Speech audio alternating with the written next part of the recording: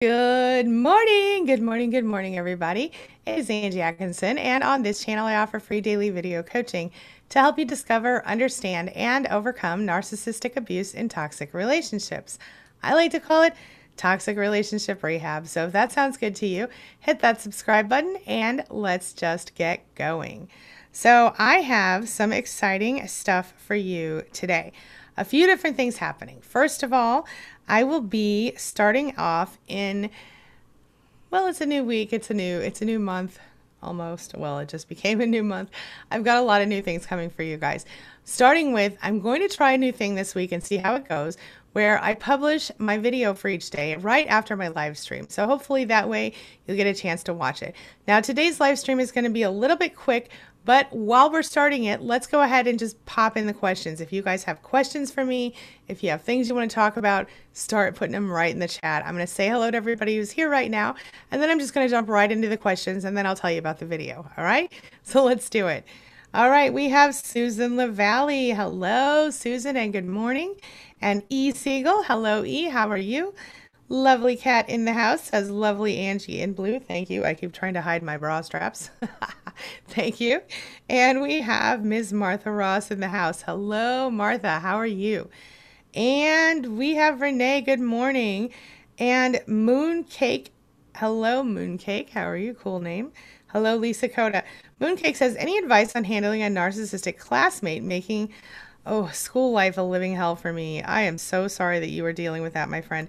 First of all, I'm guessing that you are either a young adult or an adult, and you would think that at this point it is 2018, that you wouldn't have to deal with literally with bullies in school, but that's kind of what you're dealing with. So my suggestion for that situation is to, number one, obviously avoid that person as much as possible. If you must deal with them, do so without emotion.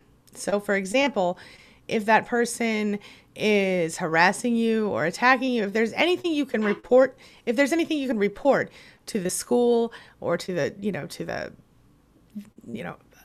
administration, then do that. File reports with the campus police if we're talking about college. And I know it sounds excessive, but reporting is important. Otherwise, make sure you document everything that happens. And when you're dealing with that person face to face, what you want to do is, number one, only speak to them if you have to for a class assignment or something like that. And number two, if you do speak to them, keep it emotion-free, gray rock. So instead of, when they say, oh, you did a horrible job on this assignment, instead of being all upset and trying to justify yourself, say, well, I'm sorry that you feel that way, and keep on going. Give me a little more detail if you can about what that person's doing to you so that maybe I can give you better advice than that, all right? Okay, and we have Lisa. Hello. Maria Reyes. Hello, Maria. How are you? She says, will a covert narcissist still see you during the devaluation period? Well, certainly, yes. And in fact, a lot of times any narcissist will, because they enjoy the devaluation period. They like taking you down a notch or two. And quite honestly, in many relationships, you will see this go on for decades. They'll go love bombing, they'll go, then devalue, then discard, then hoovering where they're sucking you back in, and then love bombing, hoovering, devalue, discard. Sometimes the discard just looks like a silent treatment. Sometimes it looks like they physically leave you. It completely depends on the narcissist and the relationship and the situation.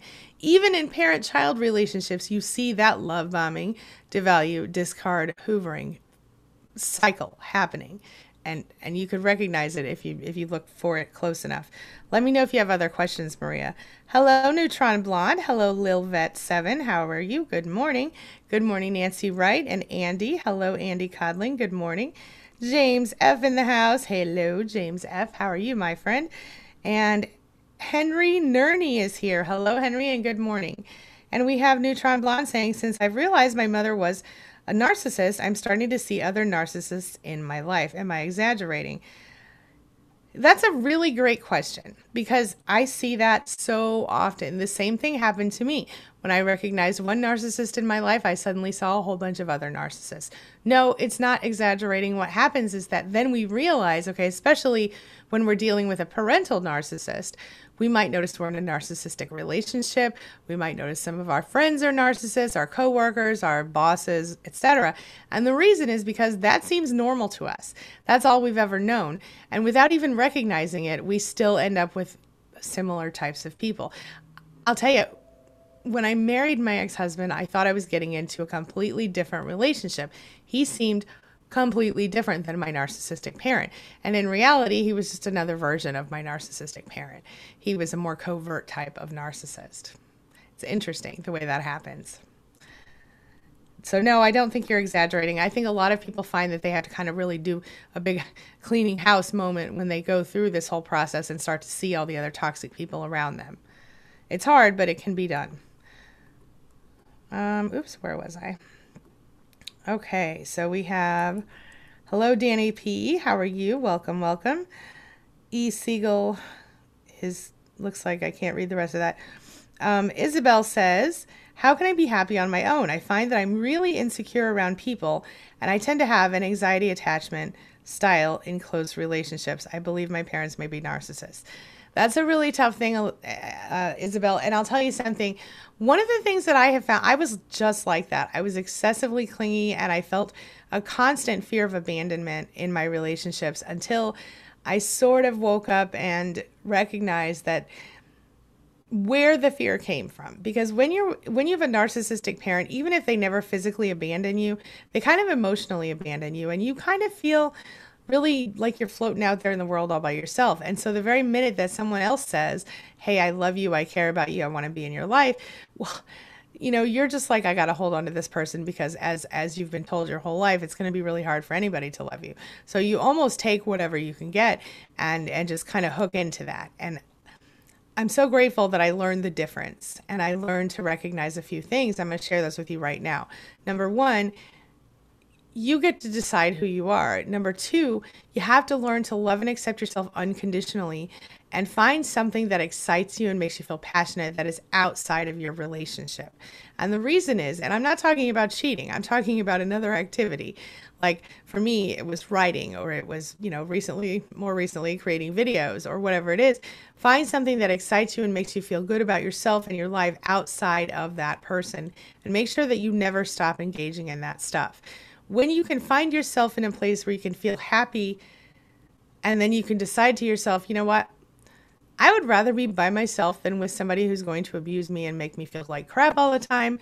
That's when you know you're on the right path. And when you're to the place where you're perfectly happy being alone, and if someone else comes in your life, you know that that person could enhance your life as opposed to actually ruining it again, then you're ready to start looking for a new relationship. Until then, I suggest that you give yourself the space and the time that you need to heal and learn how to unconditionally accept yourself in the process. Does that make any sense to you? Let me know your thoughts.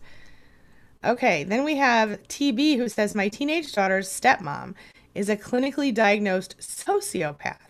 She takes out her jealousy of me on my daughter by stonewalling, gaslighting, and chaos. I'm so sorry.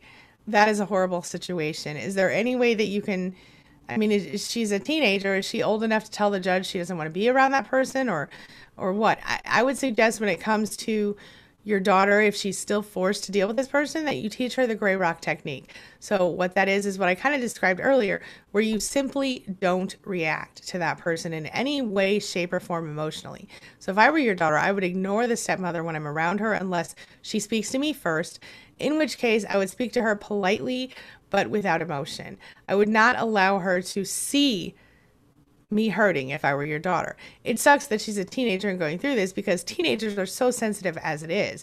I don't understand why I don't know why I should be shocked, but your ex should also be jumping in here and sort of trying to soothe that relationship.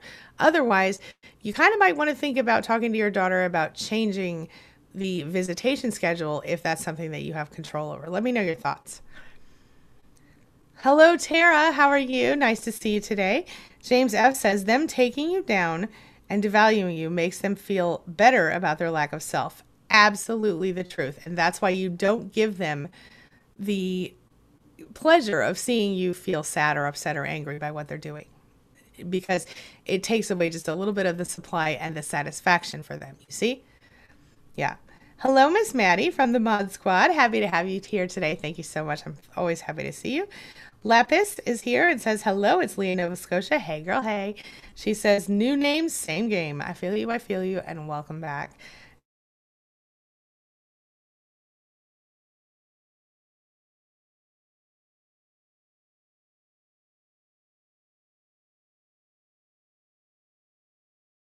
Deeply involved. How do you get your money? He wants me to come get it tonight. How should I approach this? Okay, I'm guessing that he's helping to support you while you're going through the transition, in which case, if you can bring somebody with you, that would be great. Make sure it's in a public place. Make sure you don't give him any emotion. Make sure you don't allow him to blackmail you with the money. If it's at all possible for you to bring a friend or family member with you to kind of have your back, that would be helpful. And I would go in with a plan. I would go in and decide ahead of time. Okay, I'm not leaving this place with this person. I will wait 15 minutes after I see the car drive away before I leave, and I will be escorted to my car by my friend, family member, or even somebody who works at this place. Because you don't want to put yourself in danger, but at the same time, you don't want to give that person any access to your heart during that visit. The reason they want to see you in person to deliver the money is certainly because they want an opportunity to manipulate you. So cover yourself as much as you can. Be prepared. And if you need to, before you go in, do a lot of deep breathing and decide ahead of time. You won't show any expressions on your face. You won't fall for any BS, and you'll stick to the script, which is, thank you very much. I appreciate your assistance. Goodbye. You know, keep it short, keep it light. Don't give them your emotions. Let me know your thoughts. And again, in public, and if possible, with someone with you. If not possible, have one of the employees in the public place walk you out to your car after the person leaves.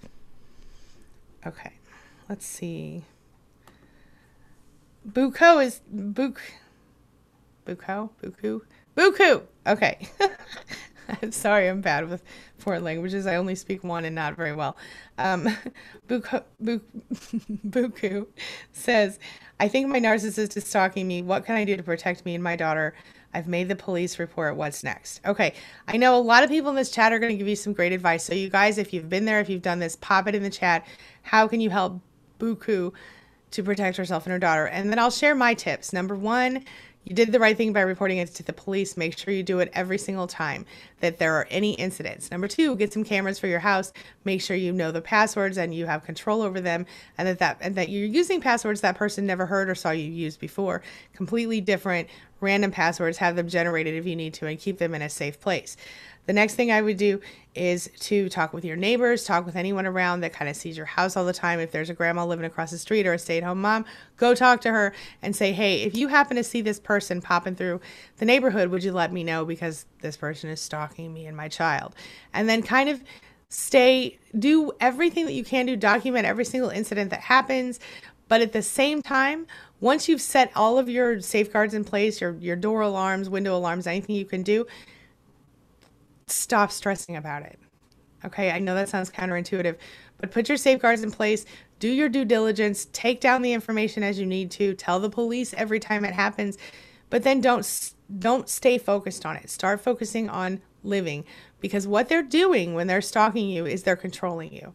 Okay, and so if you can put all your safeguards in place, make sure you're protecting yourself as much as you can, then start focusing on living your life, and just be vigilant. But don't live for protecting yourself from this person. Protect yourself and then live. Does that make sense? Once you've done everything you can do, sitting and stressing and dwelling on it is just going to make things worse for you. So you put things in place, do your due diligence, check in as needed, but then let it go as much as you can, because this gives them less control over you. So let me know your thoughts. Susan says, oops, I lost my place. Susan, where'd you go? Okay. I've lost Susan. Here she goes. Okay. Susan says, mine devalued me and gave our 3 teenagers the silent treatment in reaction to mine. Common. Yes, common. And stupid. But yes, common.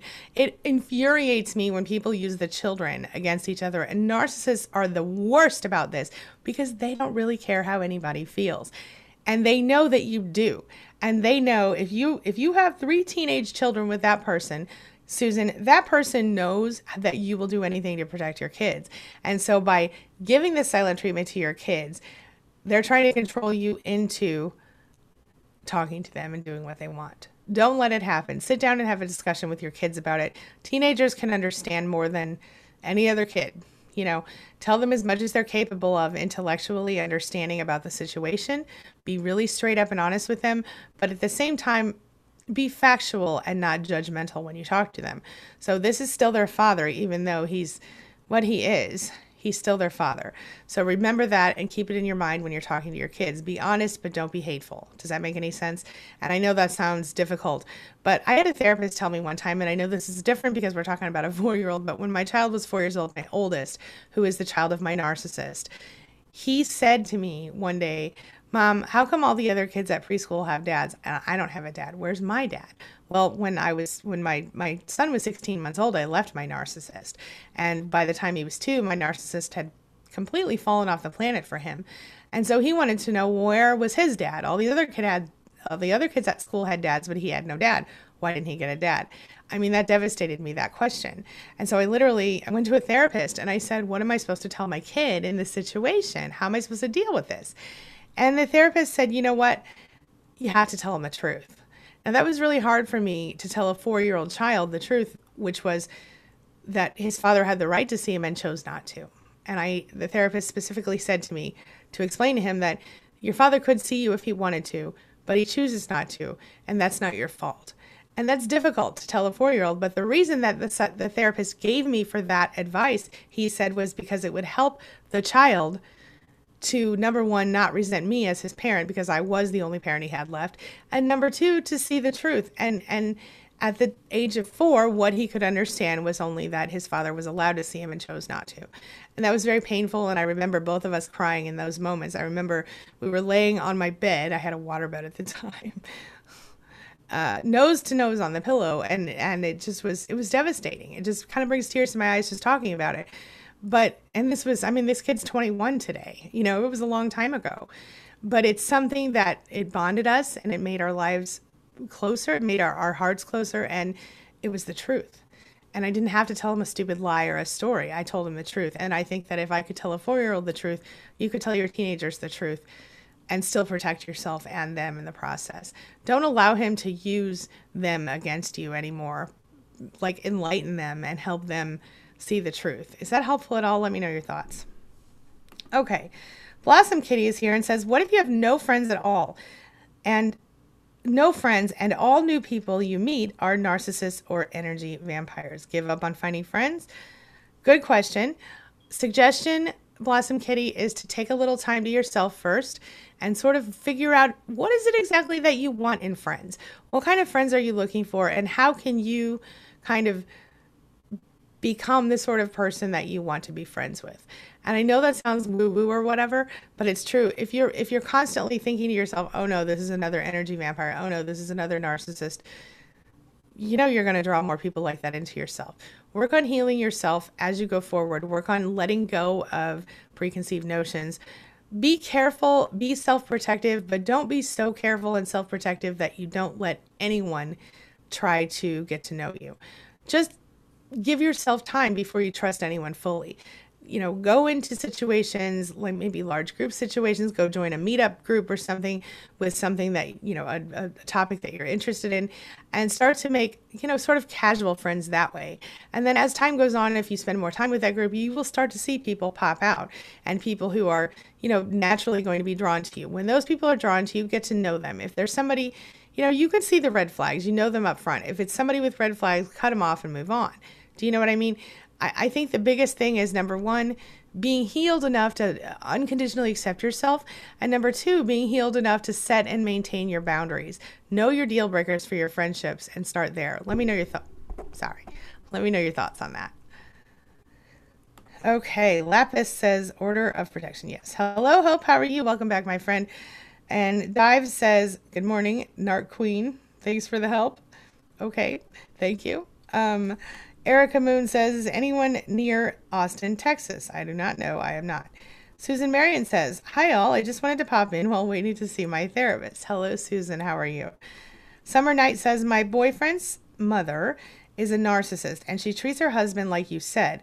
And I noticed my boyfriend treated me like his mother treated his dad. Isn't that interesting? Yeah, it does tend to be a nurture thing and also a nature thing. But certainly, yeah, certainly that's a learned behavior. And I think, well, I see that you're saying treated me, so I'm hoping that means this is your ex. Let me know your thoughts. Oops, sorry about that. Renee says, how do I even think about dating a year after ending a traumatic relationship with a narcissist, especially as a middle-aged woman? How do I trust my judgment? Well, again, if it's been a year and you feel like you're healed enough to start thinking about dating, then start thinking about it.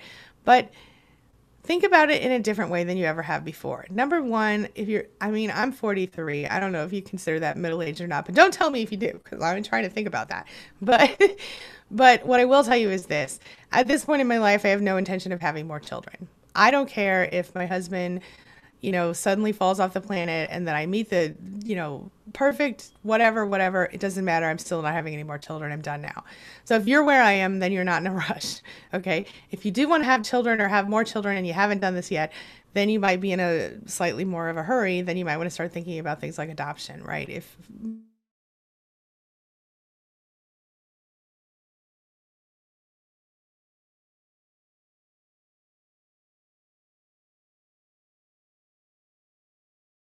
with love and respect, and that you set your boundaries strong and firm and you don't allow anyone to trample on them, and that you know your deal breakers. For me in a relationship, my deal breakers are don't cheat on me, don't hurt my kids, and do not physically or mentally abuse me in any way, shape, or form. Period. If you break those rules, even my current husband, who I have been legally married to since 2005 and together with since 2002, he knows the deal. Okay. He knows. And the rules always apply. They never go away. And his rules are the same as mine.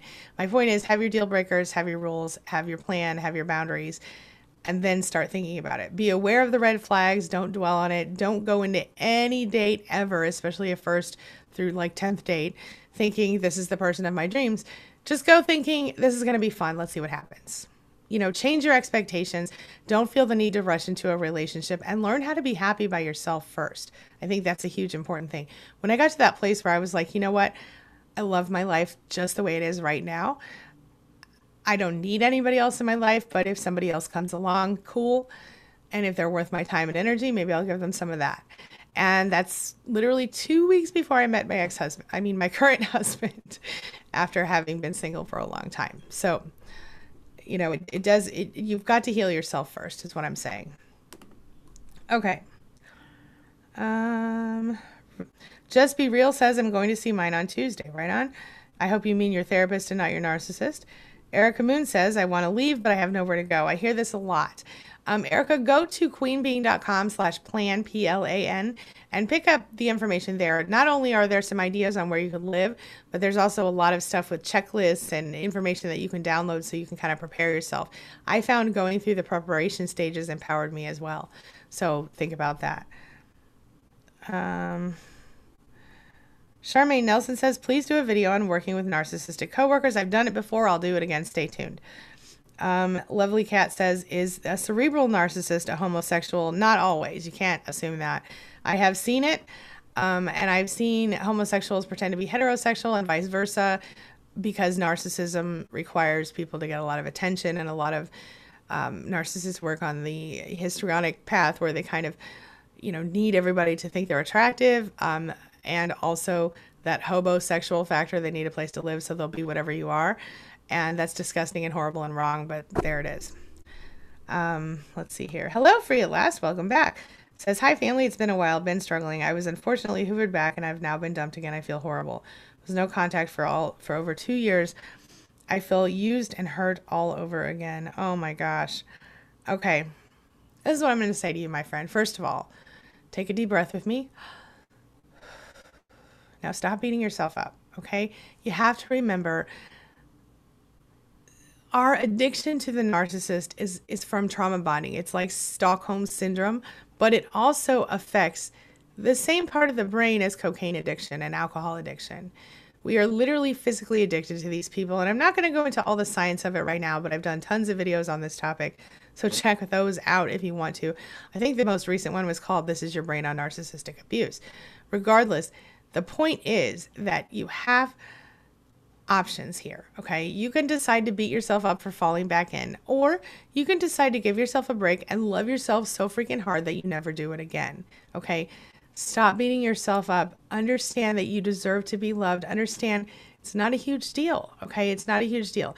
As a matter of fact, this kind of brings me to the point where I want to go ahead and share with you the video that I made for you today, because it's 17 things that you must know about narcissistic abuse, okay? And not just narcissistic abuse, but toxic relationships and narcissists, and how you and narcissists, the dynamics work in toxic relationships. I think it will really help you.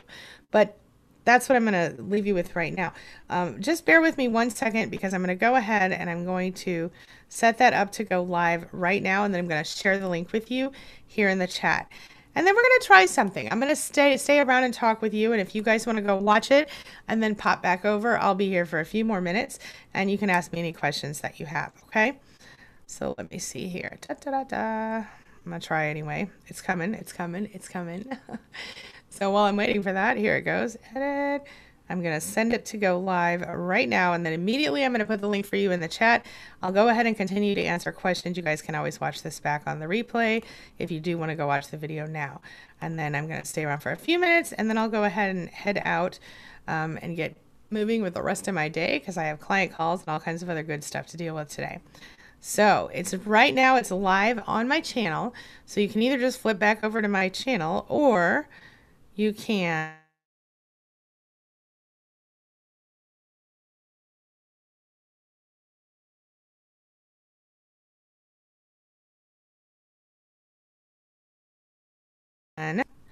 just answer another question here. Maria says he lied about wrecking his car to avoid going out with me. I asked for more time from him, asked about his dishonesty, but didn't state what it was, the wrecked car. He's been canceling on me a lot. That's really messed up. Is there really any reason that you should continue to put up with that, Maria? I mean, I think you deserve better than that, my friend. Tell me your thoughts. Let's see here. Okay, is it live now? Let me see. Let me see. Okay, yes. All right. Now I'm going to go ahead and send this over to you guys in the chat, and then I'll answer a few more questions before I go. All right. So here we go. The video in the chat right now. I just pasted it in. Okay. Okay. E. Siegel says that she befriended a nice old lady. She said, oh, I was like, oh, nice, kooky old lady. I would even go into her apartment and help her with things, allowing her to hijack me and even being late for work. Oh my gosh. She lives on the first floor and she's triangulating everyone in the building. Oh my goodness. Okay, E, I suggest to you that you start avoiding her, that you stop helping her, and that if she has anything to say about it, gray rock her. I've had people living in my building before. I've had drama with those. I mean, not recently, but back in the day when I lived in apartments, I've dealt with similar stuff like that. But if you can, just avoid her. Don't walk by her door if you can avoid it. If you must walk by her door, just keep it quick. If she stops and she talks to you, be polite, but not personal. Don't overly, don't overshare with her. Don't allow her to triangulate you with people. If she talks about other people to you, say, you know what, I don't really enjoy gossip. I'm going to go ahead and go. And just keep it as surface as you can if you must speak to her. Let me know your thoughts about that. Danny says, I think you're amazing, and I've been doing videos about my narcissist. It helps me so much. I didn't realize the crap she put me through, but I couldn't have done it without you. Thank you. Well, my pleasure. Thanks for being here. Shastina, hey girl, hey, she says, Angie, could you please do a video on how to deal with your adult kids who are toxic, especially having to live with them? It's harder than accepting Narcula and leaving. Yes. Stay tuned.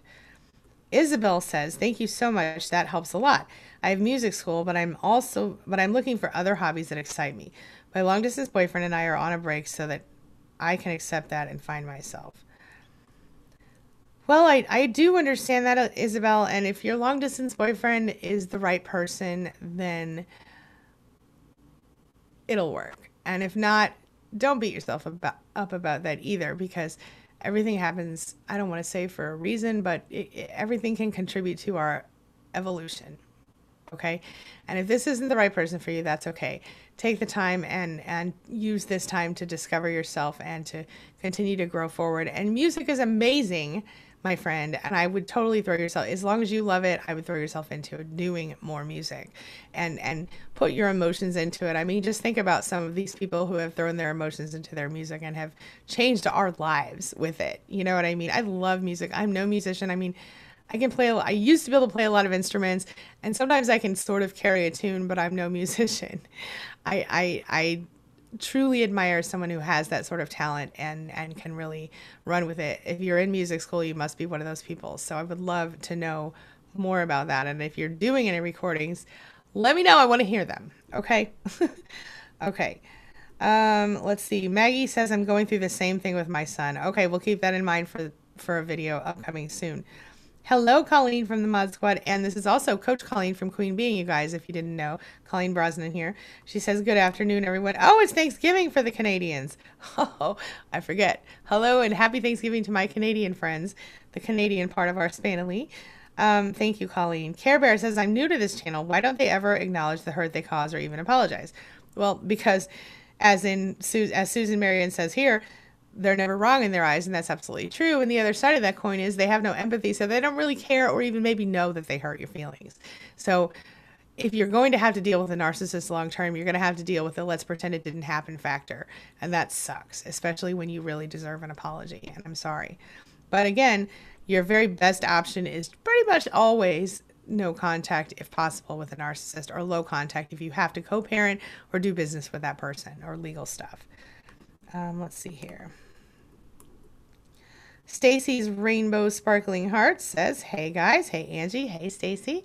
I don't know what to do, guys. Thanksgiving today at my narc dad's. I feel guilt already about not going to my mom's side yesterday because she made me cry. Okay. Yeah, and as Tara Rose says, they never apologize because they never think they've done anything wrong. All right, Stacy, when it comes to holidays, you got to not fall for the Hoover. I know that, you know, you still deal with your narc dad because of your brother, if I remember correctly, your little brother.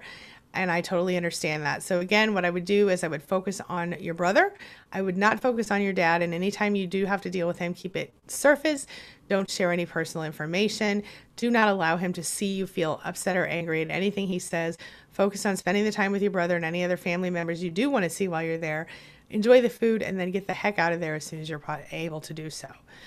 Don't feel guilty about not going to your mom's house. You probably did that for a really good reason as well. So you can't change what happened in the past. Don't dwell on it. Let me know your thoughts. Okay, let's see here. Tara Rose says they never apologize. Yeah. Lisa Coda says, thanks, my pleasure. Care Bear says, thank you, Susan. We broke up a year ago. I feel you, my friend. Okay, E. Siegel says, I've reacted. Now, this is about the woman in her apartment building. I've reacted to her in the past. It's hard with this woman. I used to go into fight response, which delights her. Now, I literally look forward, and I hear her loud, maniacal laughter through my earbuds. Girl, make sure you lock your door. That lady sounds crazy. I'm really sorry about that. I would definitely keep those earbuds in. I would keep looking forward. You're doing the right thing. And if you can, maybe you want to think about a new building. And if she gets too creepy, maybe you want to talk to your apartment manager about that. Let me know your thoughts. Susan Marion says 8 weeks for her. Congratulations on 8 weeks. Maddie says, as we grow in wisdom and knowing what a narcissist looks like, we also grow in discernment, which is a tremendous blessing because you could avoid people with a narcissistic agenda. Oh, Just Be Real says a 10-year relationship, just a waste. Oh my gosh, I'm falling apart. I absolutely feel you, honey. And here's Renee with a 38-year marriage. This is the thing, okay? This is the thing. This type of abuser, this type of abuse, it starts. And it's not just a 10-year or 38-year or 100-year relationship. It's not just Black people, white people, Asian people, Indian people, Native Americans. It's everybody, every race, every culture, every creed, everything, every income bracket. You've got the people living in a trailer who are doing it, and you've got the people in the freaking mansion who are doing it, and everybody in between. You know what I'm saying? And you've got the people, homeless people become narcissistic sometimes. It's not okay. But it's literally, I think, one of the only situations where you can honestly say this spreads across the entire spectrum. Okay? Because it doesn't, there's nothing that stops it, but except for the way you raise your kids. So we have to break the cycle, y'all. We have to break the cycle. We have to make sure that if we have kids or people that we influence directly, that we don't act toxic to them, and that we show them that it's not okay to act like that, and that we show them from as soon as we understand. Now, if it's too late and we can't show them anymore because they're adults, that's a whole other ball of wax, and that's not going to be an easy pill to swallow. But we'll get into that as well, because I'm going to do a video for you guys about that. So, yeah. Yeah. Okay, let's see here.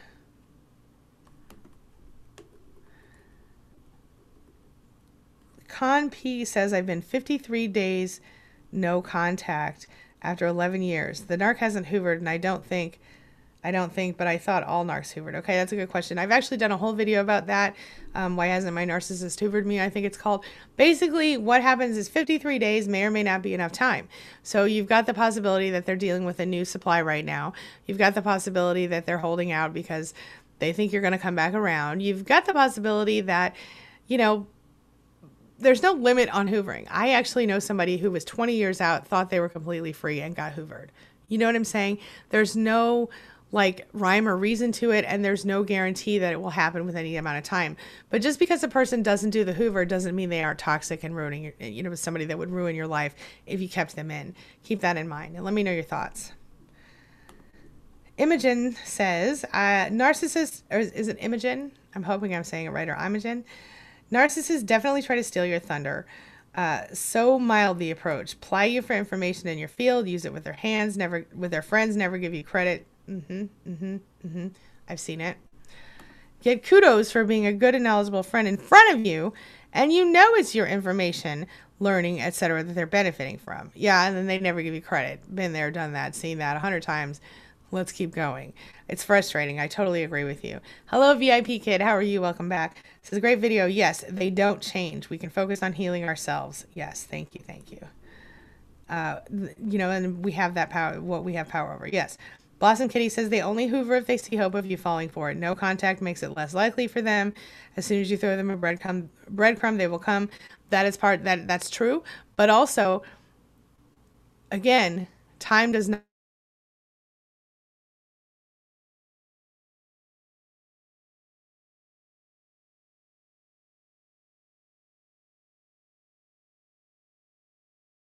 contact after 11 years. The narcissist hasn't hoovered. Okay, I got that one already. You're welcome. My pleasure. Okay. Thanks, Imogen. Okay. VIP Kid says, often it's because they are very distracted by their new source. Yes. Imogen says, yes, you got my name right for the first time. Imogen. Okay. Thank you. All right. Dana says, how do I tell young children, 10, 13, and 18, that I'm divorcing and kicking their dad out again? I'm very stuck on this point. Again, what my therapist said to me, you know, was just be as honest as you can. 10, 13, and 18, you've got some wiggle room. You can tell them the truth. I mean, up to a point. Your 10-year-old may not be able to understand as much as your 18-year-old. You know, tell them what you can, emotionally speaking, within their emotional IQ, but tell the truth. I tried really hard to make it work. As you can see, this is what happened. This is not going to work for us anymore. I want to show you kids that you don't have to continue to deal with a toxic person in your life, even if it's someone you love as much as I love your dad. Leave it at that. And give them room to talk about it. Let them talk to you about how they feel. You might be surprised, and you might think to yourself, well, this is not, you know, you might think to yourself, okay, how do I say this? You might be surprised at what they say. They may want him out also. Kids, if you give them room to talk safely, it might surprise you. Let me know your thoughts about that. James F., hello, hello. He says, I'm very excited to learn about the new courses. Oh, me too. Thank you. On people trying to learn self-care and self-love. Yes.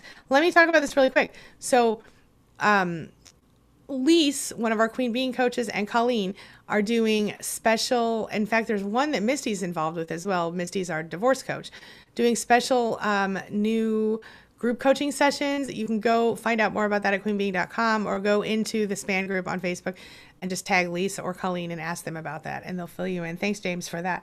Excuse me. Sansu Wellness says, so this means that even though I'm divorced from the narcissist, I have no kids, narcissist doesn't live in the same place that I do. Can he come back and try to hook me back into a relationship? Can he? Yes. But Sue, I don't think you're going to fall for that. I think you're much stronger than that, and you wouldn't fall for that one again in your case particularly. But yes, of course, he could certainly do that. Of course. You know, so just don't trust him. Don't let him in. Don't let him in or in. You know what I'm saying? Once your divorce is final and you're done with him, be done. Never speak to him again. Block him. Be done with him. That's what I suggest for you, Miss Sue. Con P says, VIP kid, I tend to agree. I noticed subtle changes in appearance before I went no contact. Yes. Imogen says, yay, purple. Must be a cool grandma from Shakespeare's play, Cymbeline. It's a happy ending. Wow. Oh, that's cool. Katie says, yes, I was very surprised that my oldest son said was happy. There you go. When I said we were divorcing, he said, I never liked him anyway. Yes, yes. Okay, Dana, I got you, girl. I got you. I'll keep my eye on that. Yes, Katie, absolutely. Absolutely. That's, I can relate. That's all I'm going to say. Sansu says, no, I won't fall for it. I did not think you would, girl. You're stronger than I think even you give yourself credit for sometimes, but I'm proud of you. Terry says, my ex would leave his shoes in the way on the steps for me to fall over, breaking my things, and my things would disappear. Anybody else deal with this? Among other stuff. I've been out 2 years. Yes, indeed. Yes, indeed. Been there. Yes. Been there. And, yeah, that's gaslighting, my friend. Go to my channel, type in gaslighting. You'll see it. Purple Belt says, yep, grandma is 102 and lives alone. Yes. That grandma is my idol because I plan to be at least 117 before I go. I've been telling my kids this for years. So that's what I'm going to put out there. Okay. Lovely Cat says, what happens if we tell a narcissist that we know he is a narcissist and we exposed him? Is that useful? Never. It's never useful. Never, never. Not even a little bit. Don't bother. They'll just look it up and they'll use all the terms against you and they'll make your life miserable. Don't do it. My suggestion. You guys, if you have different opinions, pop them in here and let us know. Sansu Wellness says, I gotta go. Y'all keep your head up. Back at you, girl. Shestina says, all 3 of my adult kids have gone no contact. Well, that's good. At least they know that. What they're dealing with. And thank you for sharing that, Shestina. Con P says, Angie, are there some things we can do when that overwhelming feeling of despair hits us when we are going through no contact? Yes. Lots of things that we can do, and starting with pattern interrupt. In fact, I've done videos over the last few days that you can watch about that. I've done that a lot, quite a bit. Start with pattern interrupts. You know, if once you've gone through okay, first of all, let yourself have a mourning period, because even though you probably think to yourself, thank goodness this relationship is over, I should be totally happy now, right? Well, yeah, but you're going to have to mourn the relationship. Even though that person doesn't deserve it, you're going to have to mourn what you thought the relationship was. When I went no contact with my narcissistic mother, I had to mourn the relationship. I did. I cried about it. I mourned it. I cried because I didn't have a mother anymore, because I never had the mother I thought I had or wanted to have. It was a whole process. You have to go through the process. The same with the ex-husband. I cried for 3 weeks. I didn't even eat. That was stupid. But that's a thing I did, and that's a thing we have to go through. We have to go through the mourning phases first. Let yourself feel those emotions, because when you're in a relationship with a narcissist, so often you're shoving those emotions down and not feeling them. Once you've allowed yourself the period of time to mourn, decide to yourself, okay, well, I'm going to set an end date on this, and it's going to be whatever day. Let's say, you know, October 15th. And on October 15th, I'm going to wake up, and that's the day I'm going to start my new life. Now, does that mean that on October 15th, you're going to wake up and feel freaking awesome? Not necessarily. But on October 14th, before you go to bed with the intention of changing your life, and try to do one thing different every single day. And the first thing you can start with is affirmations, telling yourself every day 10 things you're grateful for, 3 things you love about yourself, telling yourself you deserve to be treated with love and respect in your home and you'll tolerate nothing less, telling yourself lots of things that like that will help you. Plus, if you find yourself just dropping, having like a big hit of depression or a big hit of anxiety, pattern interrupt. Okay. So like if you're sitting at your desk in your office, like I am right now, you want to stand up, leave the room, walk around the living room 3 times, come back, see how you feel, or go brush your teeth, or go walk out on the front porch and walk around the block if you need to. Change your environment. That's the quickest way to sort of switch up your patterns of thinking. Brushing your teeth, taking a shower, brushing your hair, any sort of physical self-care can help with that stuff, just because it brings you back into your body a little bit. You want to try to use mindfulness to be in the moment, is what I'm trying to say, and use pattern interrupt for the difficult moments. Journaling is incredibly helpful. I've got some free journals over at Life Makeover Academy, but check out also, I did a video, 2 videos ago, I think, about overcoming dissociation. And in the link in the description of that video, there is a link to my free cognitive dissonance toolkit that might help you as well. That's no strings attached. Check it out. See what you think. Hello, Terry Prada. She says, thank you. My pleasure. Okay. All right. I've got to rush off here, guys. I've got to get some things done, but I'm going to go ahead one more time and pop the video that I just posted for you over on my channel into the chat, the link to it for those of you who haven't got to see it yet. I can't wait to hear your thoughts, and I will make sure that I am watching those comments for at least the next hour pretty actively so that I can respond back to you and we can chat it up. All right. Okay, everybody. And hey, Wally. Hey, Jack Lumen. Hey, everybody. Make sure that you feel free to continue to chat here as I'm finishing up and as long as the YouTube lets you. And again, you can also go back over and check that video, and I'll be in the comments over there shortly. All right. As always, thank you so much for being a part of my day and a part of my life. And hey, thanks for letting me be a part of yours. It really does mean a lot to me, and I'm so grateful for each and every one of you. Have a lovely, happy Monday, everybody. I will see you tomorrow. See you soon.